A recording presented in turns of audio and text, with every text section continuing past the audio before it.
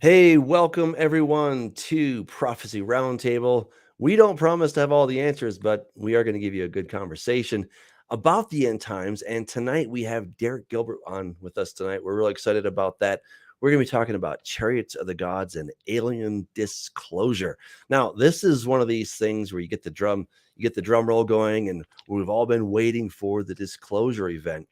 I'm wondering, have we already sort of had a disclosure, or is there going to be some big, really fancy event that's coming in the future? What difference would that make? Where are we sort of with this whole thing, and how might this play into the end times, if any? And to help us answer this, we've got Derek Gilbert on, so I'm really excited about that. Hey, Derek, great to have you again. Thanks for having me back on, Doug. It's always fascinating talking with you and Scott. Oh yeah, it's a good time, man. It's really a good time. So 2004, the Navy pilots, they see what looks like a gigantic Tic Tac in the air. This is kept under wraps for 13 years roughly, and then in 2017, this is now made public. It really becomes much more in the world, the public view. 2019, 2020, somewhere in there. I don't know. And I don't know. What do you think? I mean, there's been all this talk for years and years about disclosure, and we're all waiting for the government to finally, admit what we all know, that things have been seen. Do you think we're going to see some kind of major event like that, or are they just going to keep dishing out, small things here and there to kind of keep us going and never give us the big authoritative answer? Yeah, sort of like Lucy pulling away the football from Charlie Brown every time he goes up to kick. Yes. I think Lucy's going to keep pulling away the football. Josh Peck and I wrote the book, The Day the Earth Stands Still, back in 2017. It's a play on the title of that movie from 1952, The Day the Earth Stood Still. It was remade with Keanu Reeves not too long ago.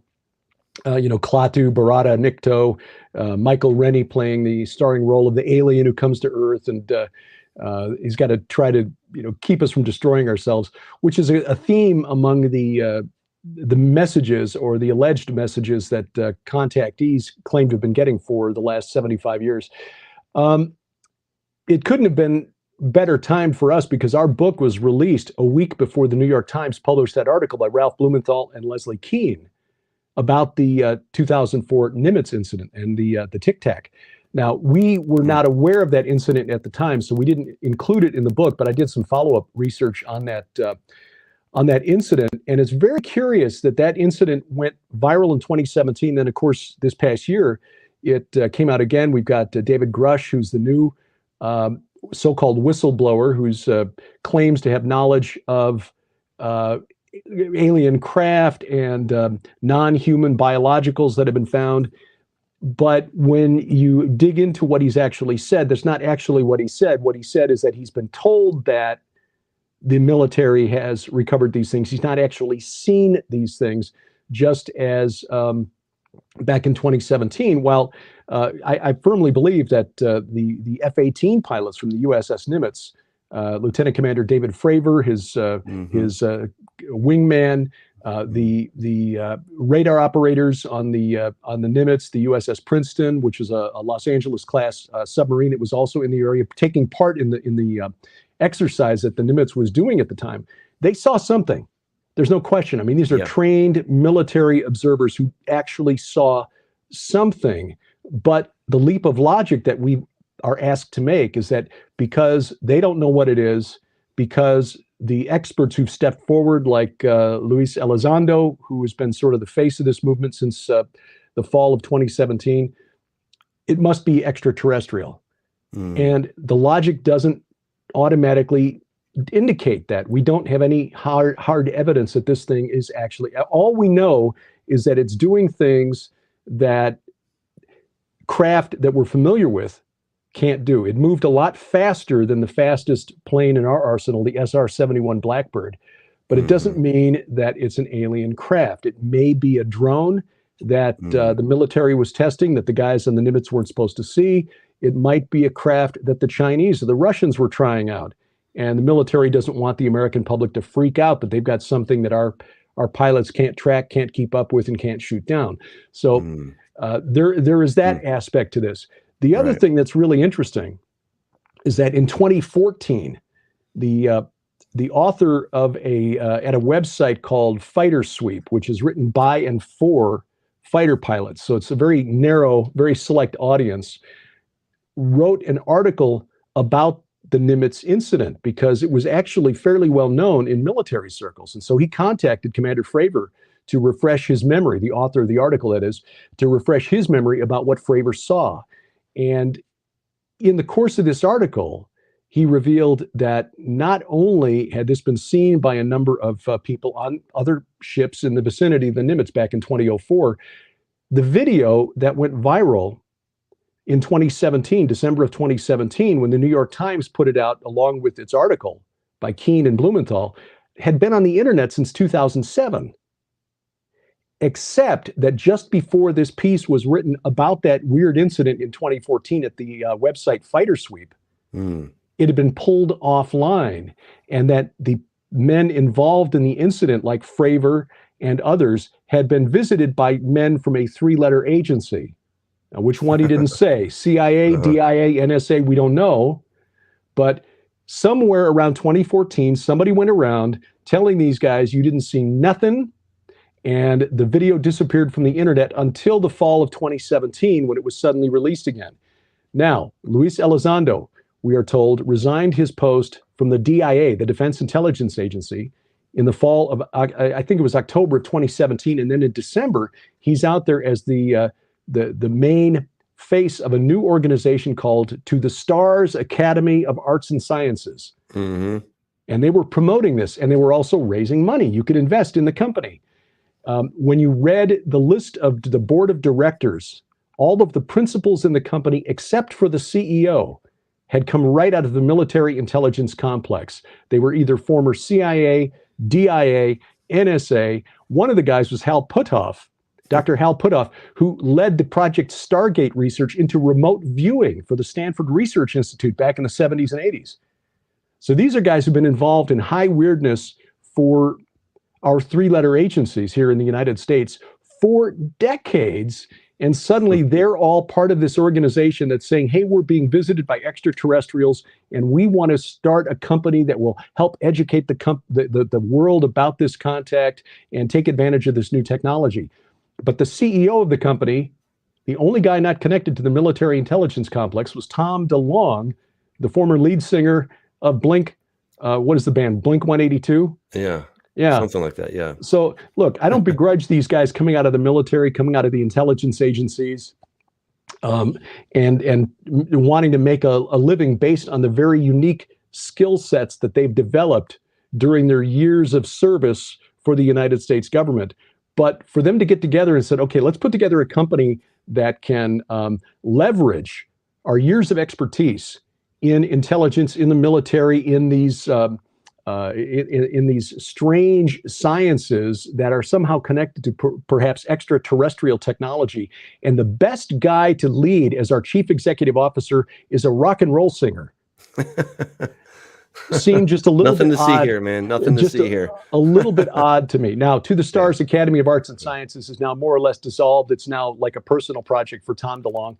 And I don't have anything against DeLonge or any of the people involved in this organization. It's just one more example of how every single episode connected to disclosure since Roswell, and probably even before Roswell, but at least since Roswell in 1947, has had the fingerprints of the military industrial or military intelligence complex, if you will, all over it.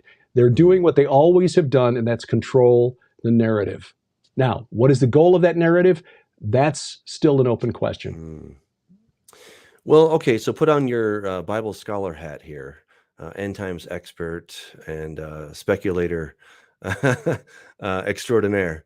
What do you think? I mean, what is Satan or the dark side's end game here? What are they trying to accomplish? What is in it for them?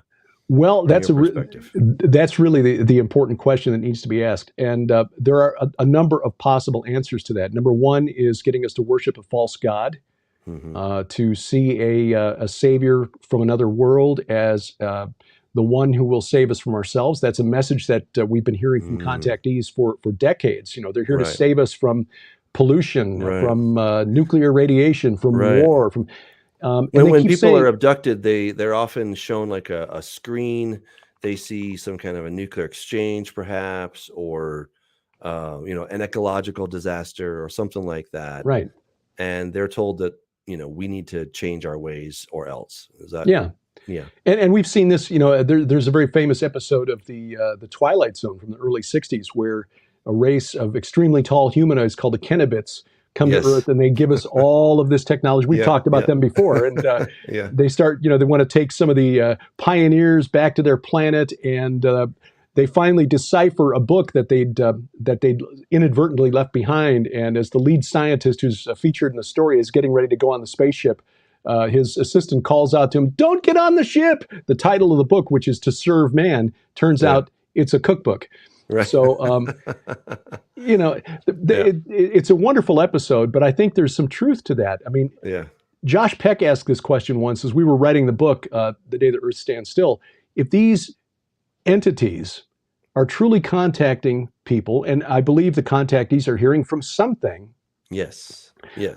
But they're, and not to rabbit trail too far here, I got to ask the question, if they've got the technology to cross the vast distances between the stars, why can't they do any better at contacting us than telepathy? Why is it always a spiritual contact? I mean, they could send up a flare. They don't know how to use a webcam. I mean, come on. It's always spiritual contact. It's telepathy. And if they're truly here to help us, what are they waiting for? Why are they waiting? Maybe they've got another agenda in mind. And I think the experiences of the abductees who claim that they've been abused or assaulted suggests that the motives of these entities are not good. Do you think the movie Eternals, I don't know if you saw that, but I mean, is that just sort of the message getting filtered through Hollywood, basically telling us, here's what's actually going on, and for those that haven't seen the movie, a couple of spoilers, but basically, the gods, okay, so it's Marduk and all the gods of the ancient world. Turns out they're actually aliens. They've been here rather quietly, just watching over the planet, and they're supposed to keep out the deviants, all right, which are another, I don't know, weird thing. Okay, it turns out they've all been duped because there's somebody else that's trying to take over, and so now they have to do something else, but the message is, hey, we've been here watching over you guys, and if we ever got to a catastrophic moment, then that's our job to spring into motion and to do this thing. I mean, when I watch that movie, I'm like, oh my goodness, if this isn't just blazing right in your face, here's what we're about, right? I mean, that's what it seemed like to me, in a nice little package. Well, that's been a message in a number of science fiction films and franchises. For example, the Stargate franchise, the wonderful movie with Kurt Russell, depicts this alien race as they were mistaken by the ancient Egyptians for their gods, and their pyramids fly around, and Ra's an evil entity who wants to take over the world. And then that spawned, of course, the television series, which for a while was the longest running science fiction series on TV. I mean, longer than the X-Files, Stargate SG-1. Wow. And in SG-1, essentially, you had the ancient aliens gospel mined by the writers for the storyline. The gods of the ancient world, from the Egyptians, the Mesopotamians, Baal or Baal as they called him, was one of the evil guys. The alien greys were the Norse pantheon. So you had Thor as an alien gray with little wimpy arms. It was not a good look for Thor, I got to say. But it basically depicted the whole ancient aliens concept of Zecharia Sitchin and packaged it into an entertaining, long-running series, which spawned a couple of spin-offs as well. But you've also got this coming back now in the Godzilla, the recent Godzilla movies, the MonsterVerse films, which started with Godzilla in 2014, Godzilla King of Monsters in 2019. And in that film, they took the reboot that they did. Legendary Films is the producer of these MonsterVerse movies. In fact, Sharon and I just talked about this on an episode of Unraveling Revelation, which I think people will find highly amusing. We're talking about unraveling the book of Revelation, and here we are talking about Godzilla versus King Ghidorah. But in the movie, in this new MonsterVerse story arc, Godzilla and the other monsters that people would remember from the old Toho Films movies from the 1950s and 60s, like Rodan and Anguirus and even King Kong, are called the Titans, the original and rightful rulers of Earth. And the big conflict is between Godzilla and King Ghidorah, which is the three-headed dragon, which can control, in the movie now, the more recent movie, can control the weather. So here you've got this lightning-spitting, multi-headed dragon who controls the weather. Jesus in Matthew 12, Mark 3, Revelation 2 identifies the storm god, Baal, Zeus, as Satan. So you got, and Satan in just Revelation, give him a few more heads and you got the, the Revelation. And the only reason Ghidorah only had 3 heads is because when they did the Japanese movies back in the 60s with the guys in rubber suits, the puppeteers couldn't handle more than 3 heads. Because the original Japanese myth, he has 8 heads. So anyway, he would have had multiple. He would have been closer, like 8. Well, 7, 8 is one of the. Well, So there's some prophetic stuff there, but I think in the Godzilla films you're seeing the Titans rebranded because their return is depicted as a good thing. And if people are familiar with the work Sharon and I've been doing for the last 5 years at all, they would know that we equate the Titans. And we're not alone in this. There's some scholarly support for this that we cite in our books. Guys like Dr. Nicholas Wyatt at University of Edinburgh, who points out that, yes, the Titans are to be equated with the Watchers of the book of First Enoch. In other words, the sons of God from Genesis 6 were the Titans of the Greek religion. So do you remember the movie Knowing with Nicolas Cage? Just came out, I think, 2009. And basically there's a solar flare coming and it's the aliens who show up. They're these glorious, resplendent aliens who come, and they get a boy and a girl from all over the world, these different pairs. And there's a lot of references made to both God and Jesus. And and as the alien saviors come and take away these pairs of kids and take them to these other places, God and Jesus are incredibly silent. They do nothing to save the planet.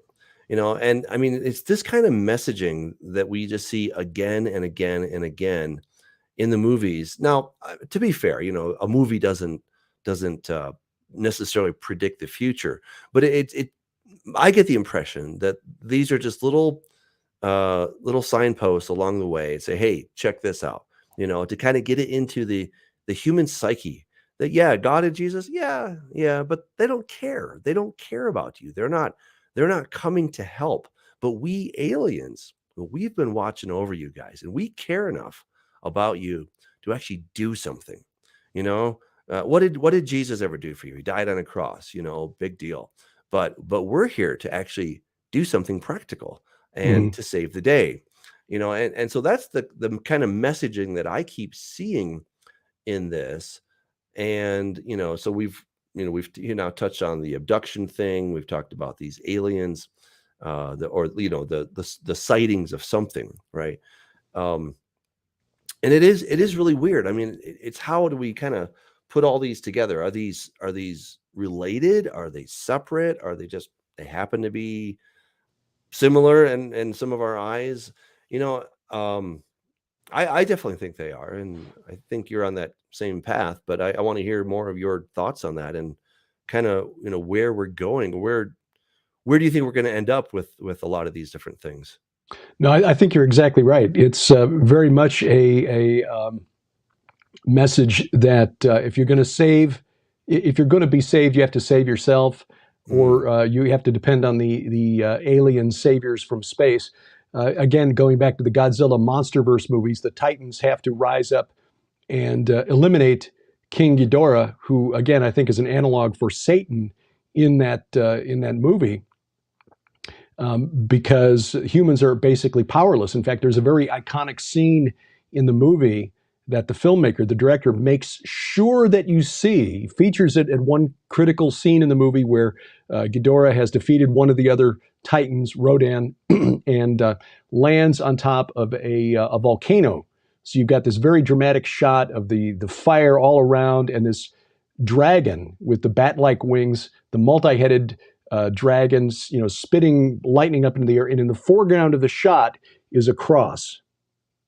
Okay, so you've got this devastation, Ghidorah victorious on top of his mountain, okay, with a cross in the foreground. And just to make sure that we see it, we see that shot 2 more times on monitor screens by the human characters who are trying to figure out how they're going to defeat this monster. And they realize, of course, the only way to defeat the monster is to bring Godzilla back from the dead, essentially. Godzilla has gone back to his underwater lair, the abyss, okay? The bottomless pit, and they have to bring him back to life by jump-starting his heart with a nuke. And that, of course, recharges Godzilla, and he comes back, and he's able to save the day. Because we humans, we can't do anything. And, of course, the cross, well, we've seen the helplessness of the one who spoke the universe into creation with that scene with, Satan, Ghidorah, on that mountain, and the cross tilted and everything burning around it in the foreground. So Ghidorah, I think that's such an interesting, because it reminds me of Gadara, where Jesus went and found Legion. I mean, that was on the other side. That whole thing there in Mark, when Jesus is crossing over the Sea of Galilee, you're just like, oh, and this storm just happened to come up. I'm like, sure. The storm just happened to come up. Jesus is crossing over into the enemy's territory. He's going into this place known as, actually, Gadara is a word that means a stronghold. So he's going into this place on the offensive. I think so often Jesus is depicted as sort of meek and mild, and he's just sort of going along, and Satan keeps bugging him until finally, okay, I'm going to do my thing on the cross now. No, I mean, I love the book of Mark because Jesus is on the warpath. Now, fair enough, he comes as the Lamb of God, but he's on a warpath, mind you, and he's one tough lamb. I mean, he came and he was fighting. He was taking the battle to these guys in the land of darkness. He went to the area of Bashan. That's where he was going, and he was just taking it to them. And absolutely. They're like, oh no, here he comes. Let's try to sink his boat. That whole episode, because this was immediately after he had walked across the water to the boat and stilled the storm on the Sea of Galilee. And so you've got Jesus demonstrating his mastery over the storm god, who he identified as Satan. Right. The sea representing primordial chaos and the abyss. In fact, the word for sea in Hebrews, is Yam, which was the Canaanite name for their chaos monster, the equivalent of Leviathan. A scholar by the name of Baruch Margalit wrote a commentary on the Ugaritic Epic of Baal. And was this the Epic of Baal? No, it's the Epic of Akkad. Okay. Which was a story of a young man who was the son of a king named Daniel. He's killed by the war goddess Anat because he wouldn't give up his magic bow. But anyway, in the process of analyzing this story and looking at the geographic clues, bearing in mind that Ugarit was on the Mediterranean coast of Syria, very close to the modern border with Turkey, so it's not exactly in the neighborhood of the Sea of Galilee. Okay, it's a long ways away. It's on the other side of the Bekaa Valley, the other side of the Lebanon Mountains.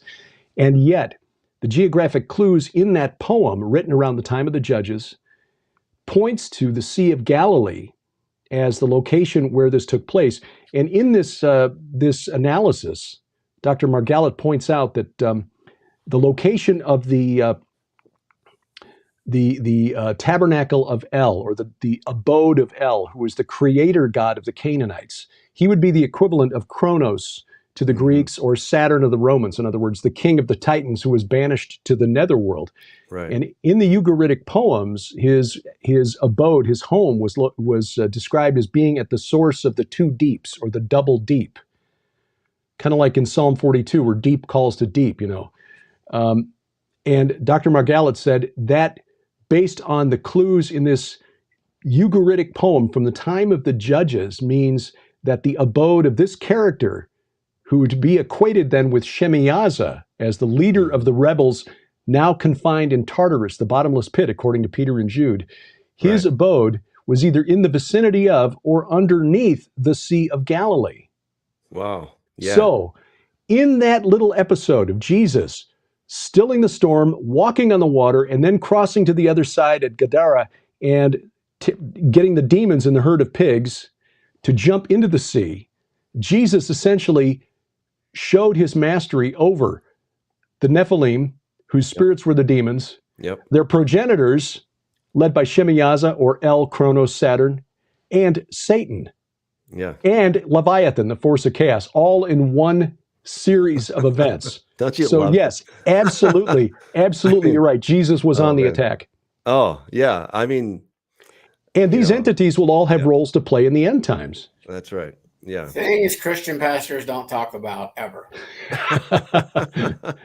I mean, just imagine, though, if more pastors didn't just learn third grade level teaching and talk this to the flock, how much more interesting Scripture is and comes alive when we actually look at the ancient world, look at what is going on, as opposed to, he just walks on water. I mean, and that's a pretty big deal, because I mean, I can't walk on water, but as you just described it, brings so much more context and historical context into exactly what he's doing, why he's doing it, where he's doing it. It's all, and again, maybe they're just, I don't think a lot of them know, but you would think these types of things would be taught in the what I call cemetery schools, but they're not. They're just not. What's interesting is that most Bible scholars do know this and do have the Genesis 6 worldview. At least they recognize that that's what the authors of the Old Testament, Moses and the prophets, were trying to convey. Whether they believe it or not, you know, is another question. But sadly, it's not what pastors are being taught in seminary. Well, you know, and a lot of this started with Augustine, and then especially with John Calvin. You know, he makes the case that it's just he thinks it's kind of ridiculous that you know, good teachers would teach such things about the Genesis 6 giants, that, you know, men so prodigious would have taught such fables. And, you know, and look, if you went against John Calvin, you might end up getting burned at the stake. So there was a real cost to going against his established theology, you know. So you know, I think, you know, it's easy for us nowadays because we're in America and we're free thinkers, and, you know, it's a free country, you can do what you want. But for a long time it wasn't, you know. And if you went against the established doctrine of whether the Catholic Church or John Calvin or whatever, you might end up excommunicated, or you know, losing your body to the flame, or you name it. And that's a big deal.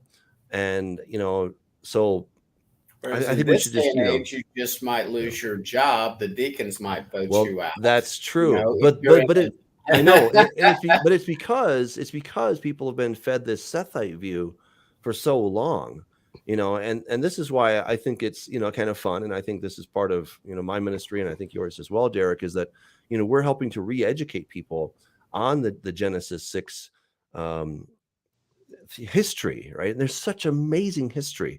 You know, it just so happens William Whiston, the translator of Josephus, says that this was the constant opinion of the ancients, that fallen angels or angels came down and mated with women, and they begat this race known as the Nephilim. This was the constant opinion of the ancients. Like, so a lot of people look at us, they're like, oh boy, that's an aberrant view. And I'm like, no, actually mine is the mainline view. Right. Yours is the aberrant view. Yours is based on nothing, like crickets, just like complete silence. You're just making stuff up whole cloth. This whole sons of Seth, daughters of Cain. Where in the world did that come from? Yeah. Nowhere. It's nowhere in the text. And yet that is what so many have been taught, and they're rather satisfied with that. And, I think you can have a decent relationship with Jesus and believe all that stuff, but I think you're going to really come into a lot of problems if you are at all concerned about a consistent worldview or a biblical worldview.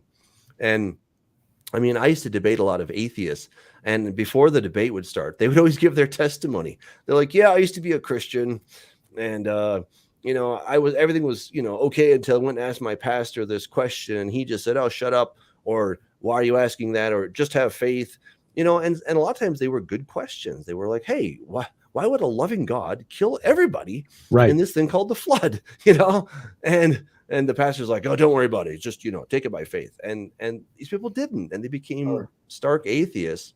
Why wipe out the puppy dogs and the goats and the sheep and the cattle and the women and the children when Israel was told to go in? And certain tribes, certain nations, they were told, take no prisoners, eliminate them from the face of the earth. We don't even want their bugs around. Right. Yeah. It's a difficult question, and it's one that people have wrestled with for millennia. And if you take out the influence or the agency of these fallen spirits, principalities, powers, cosmic rulers over this present darkness, call them fallen angels if you want to, just to keep it simple. They were created with free will, just as we were. The Bible is pretty clear on that point. I mean, who were the sinful angels that Peter and Jude write about, if not angels created by God who then disobeyed and interfered with humanity? Who are these sons of God? You are gods, all of you sons of the Most High, that the Lord condemns in Psalm 82. So, like men, you shall die and fall like any prince. You really have to twist the texts out of out of shape to try to make those texts, and like Genesis 6, out of into humans rather than supernatural evil intelligences who want to destroy what God created and called good.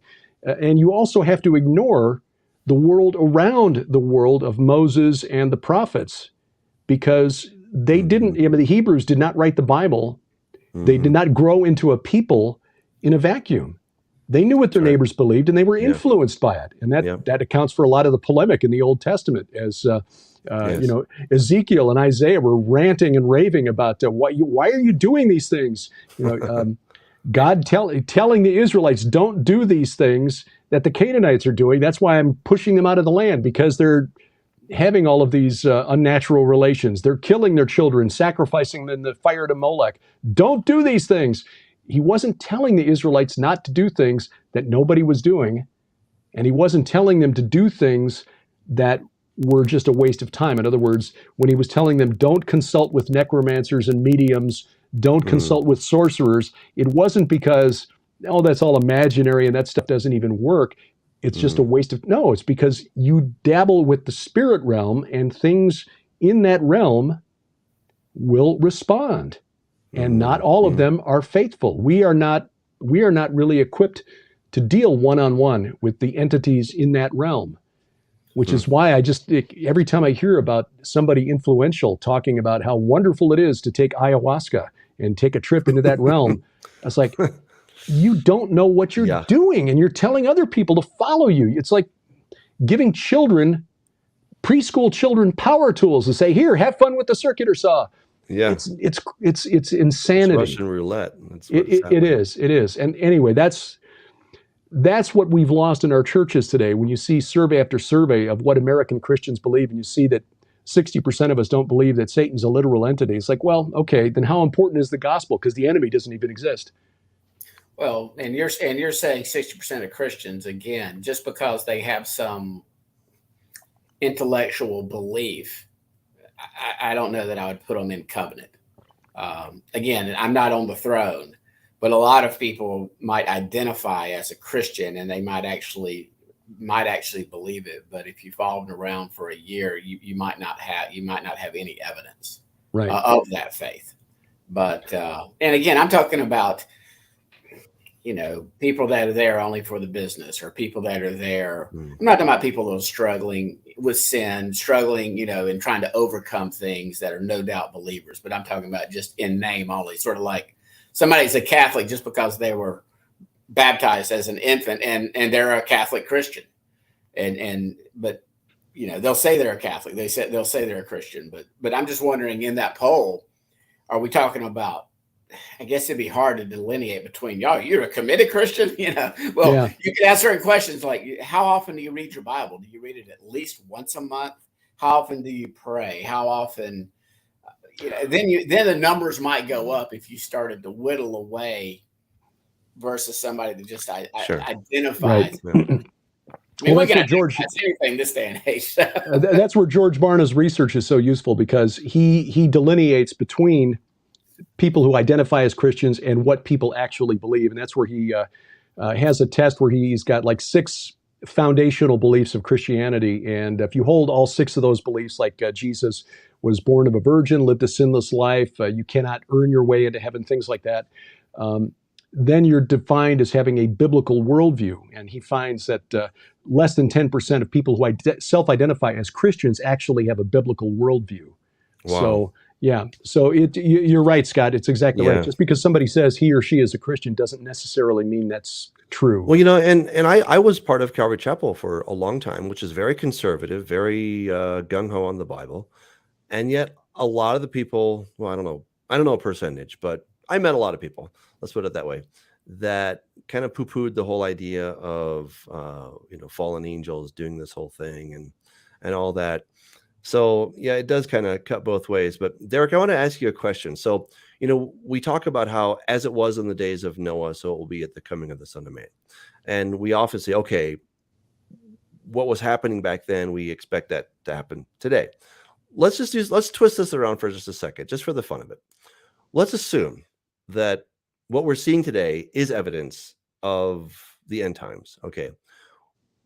If you could kind of take that and then sort of imagine what was it like before the flood based on some of the things we're seeing today, how would you imagine that?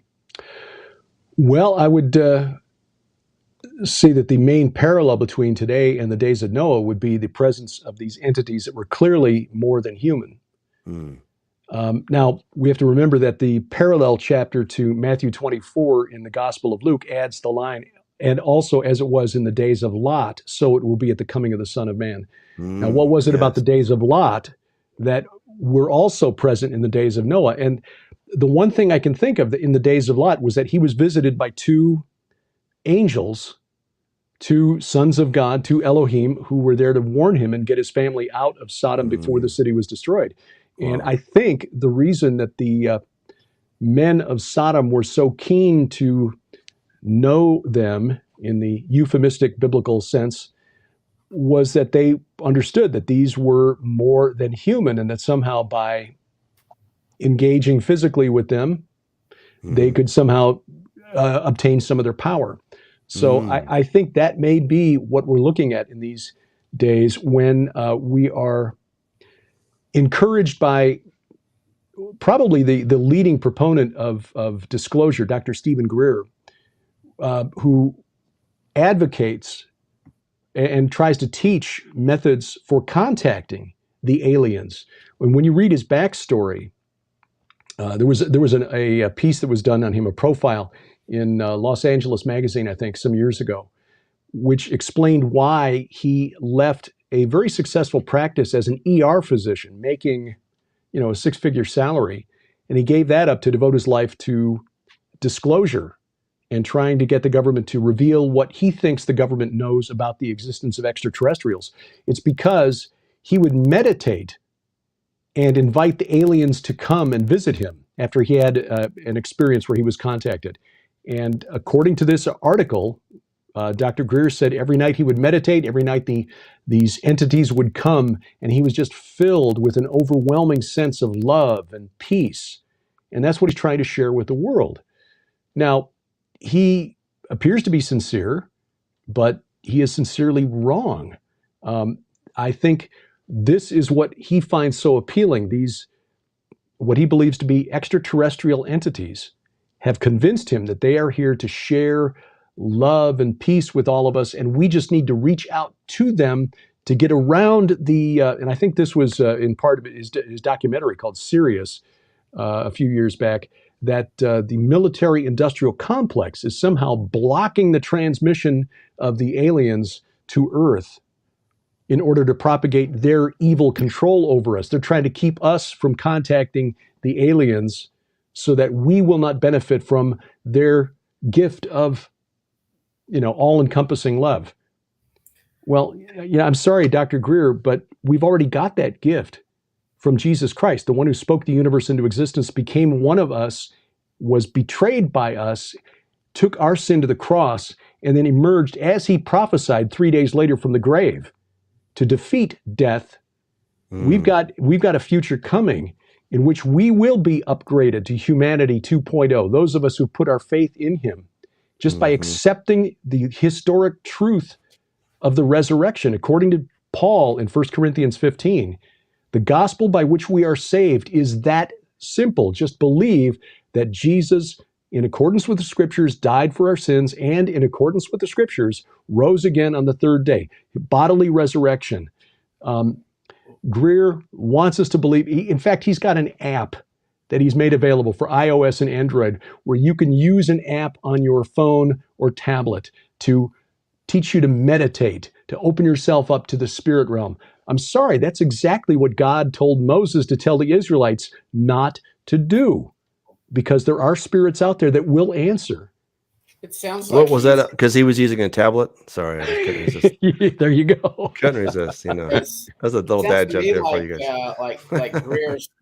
Like Greer's doing nothing more than Helena Blavatsky. Claire Dane Prophet, and I mean, this is not new age stuff. Somebody posted in chat that this sounds too new agey. This is not new agey. This would be ancient Babylon agency, right? And that's the one thing I really appreciated Dr. Heiser. I started reading his stuff, 10, 11, 12 years ago, and it sort of opened my eyes to this larger biblical worldview. And we've talked about the Genesis 6, but he said that if you asked a Second Temple Jew what were the major events, they would discuss the fall. That's what most Christians say. They're going to discuss the fall of Adam, but they're not really going to talk about what happened with Genesis 6 and the reason for the flood and the judgment. And they're also not going to really understand what was going on in Genesis 11 and 12 when God came down and confounded the nations and set up the table of the nations, the 70 nations. And that's just something I think that's been lost over time, this big picture.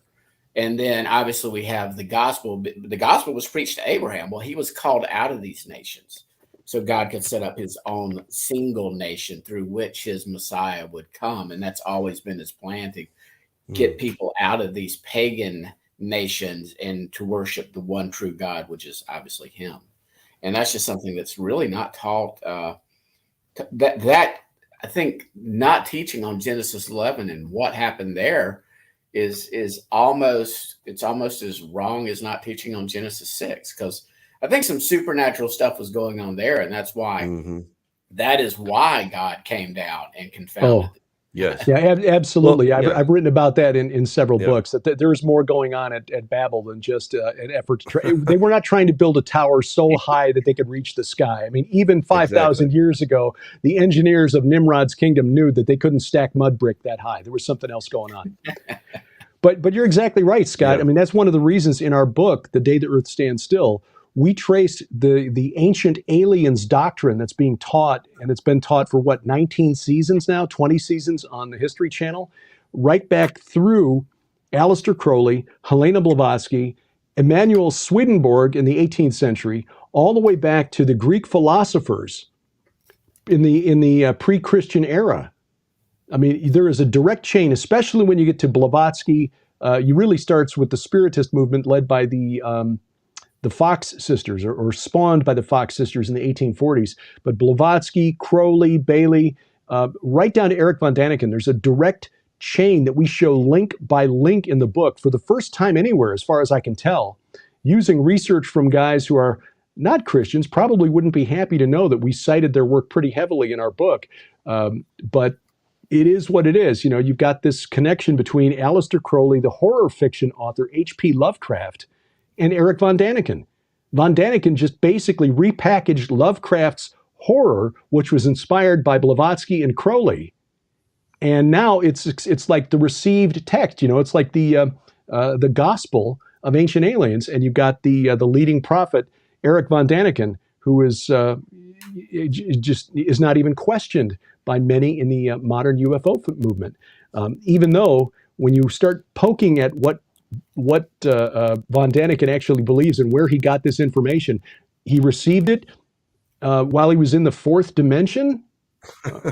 That's what he said. It's like, okay, but yet it is taken as a given, and you've got, like I said, 20 seasons of Ancient Aliens out there right now, not to mention all the science fiction entertainment that is essentially programming for people who are searching for answers and aren't finding it because their pastors, generally speaking, don't want to touch this subject. It's interesting. I've had a friend, known him since college, and he's always been very, very, very anti-Christian, like almost like we're friends. He knows myself and other people are Christians, but he's almost like, you know, very hostile to any discussions.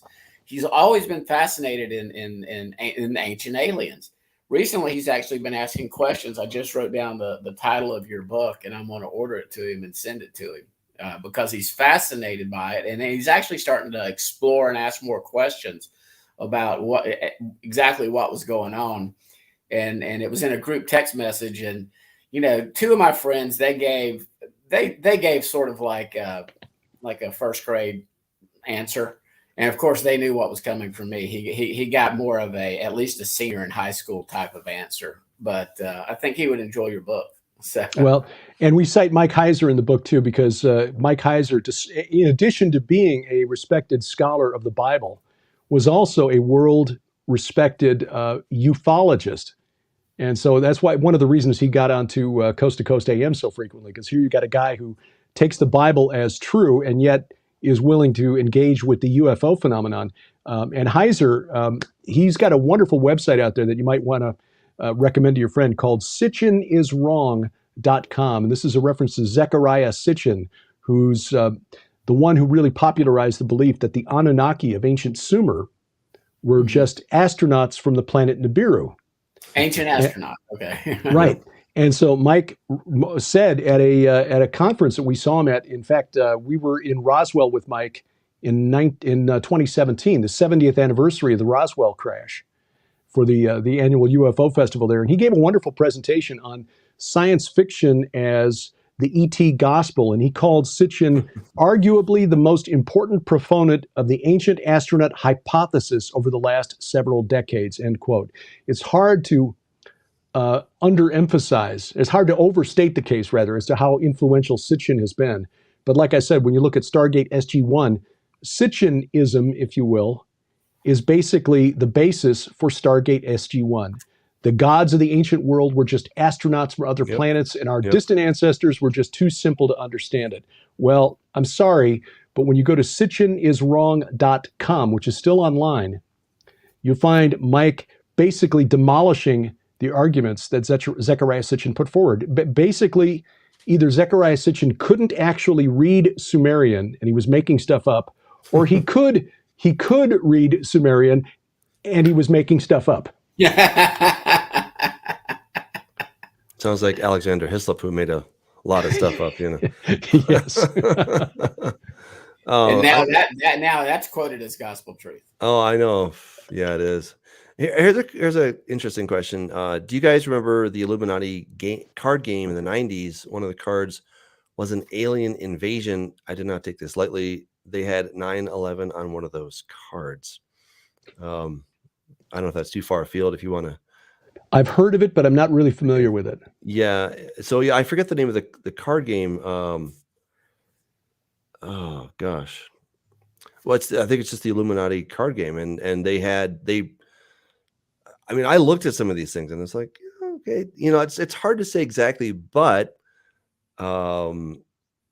it seemed like a lot of the things that they sort of predicted in these cards seem to have happened. I've so. seen the Simpsons episode of the Twin Towers. I've seen the Yeah. one where Kobe Bryant dies in a helicopter crash. I mean, oh. I have seen those episodes and they came out before it happened. And you're like, just saying.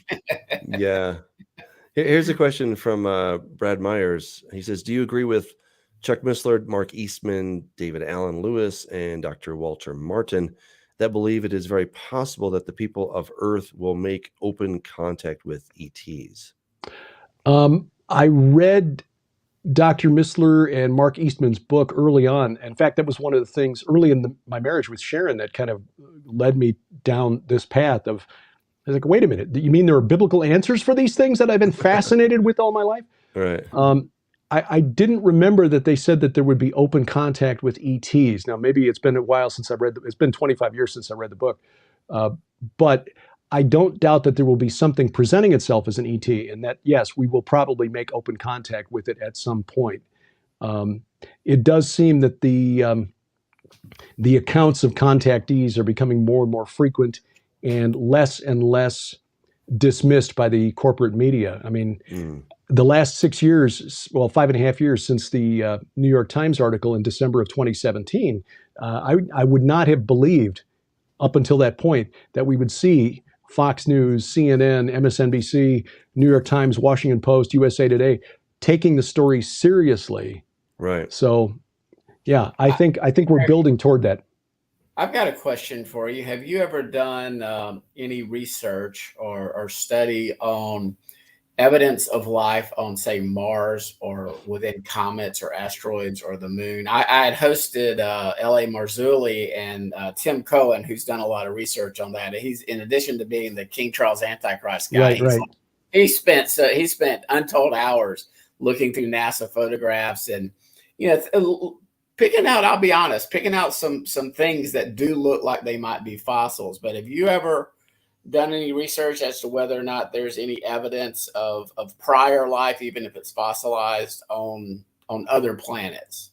Not extensively, but it wouldn't shake my worldview.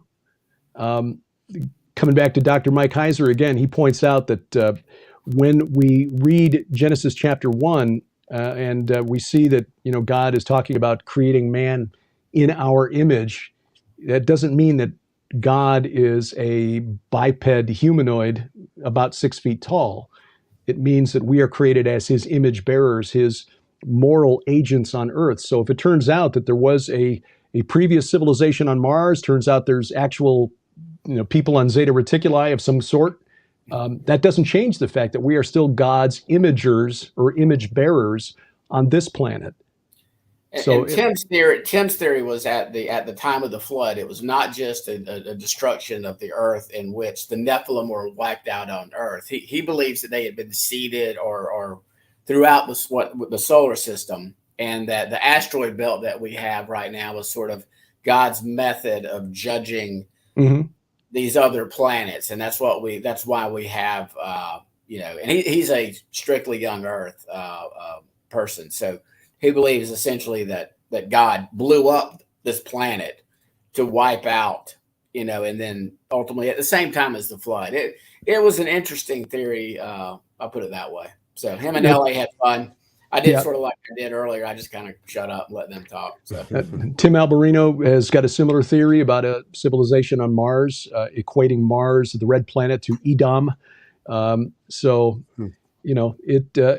Interesting speculation. I don't know that we'll ever be able to prove it this side of glory when we get access to the heavenly archives. I'm hoping for a job in the heavenly library, the library in the New Jerusalem. I think that would be wonderful.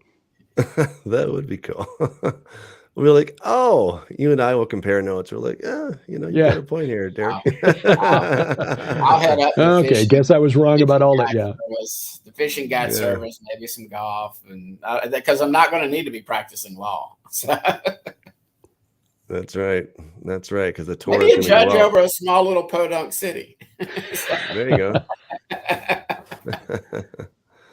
Yeah. Wow. I mean, I know that we could go on for many, many, many more hours. We're almost out of time, and whew, this is really fun stuff. So tell people where they can find your stuff, and maybe what's your latest book that you want to recommend that they check out.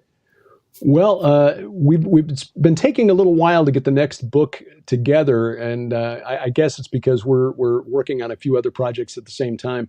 The Second Coming of Saturn is still the most recent book that's out there, and of course, I cited your book in that. Even though we arrived at some slightly different conclusions about some things, sure. We'll find out in the New Jerusalem. That's right.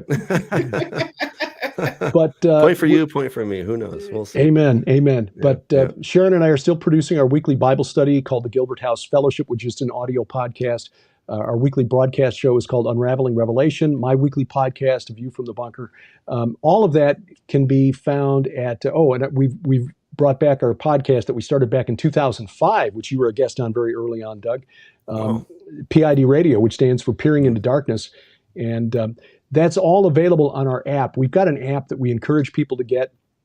Even though we're blessed, our YouTube channel has grown beyond what I thought, but we recognize that we're playing in their playground for free, and so there may come a day where I say something, she probably won't be Sharon, she's a little more careful with her words, that gets us kicked out of there. So our app is hosted by a Christian company. You're familiar with the app. You use it as well for your church.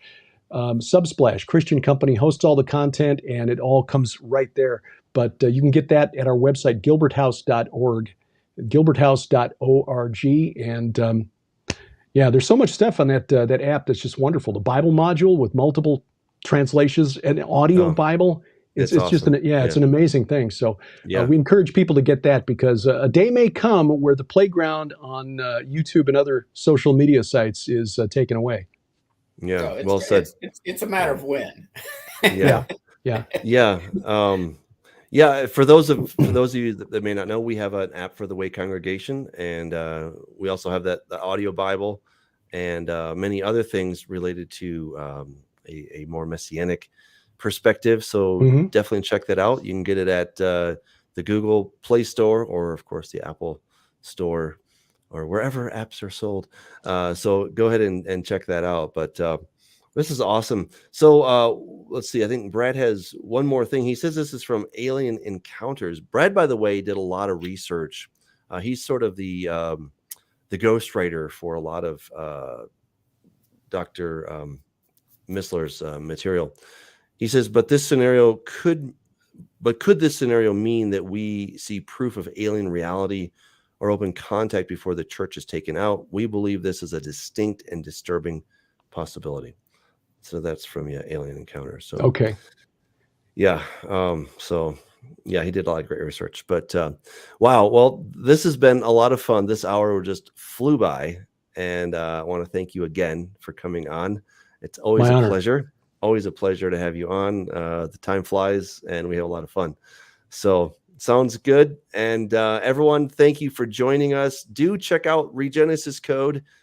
Taking a lot of these things that we keep talking about, putting it into an exciting end times story, a thriller that I think you're going to love.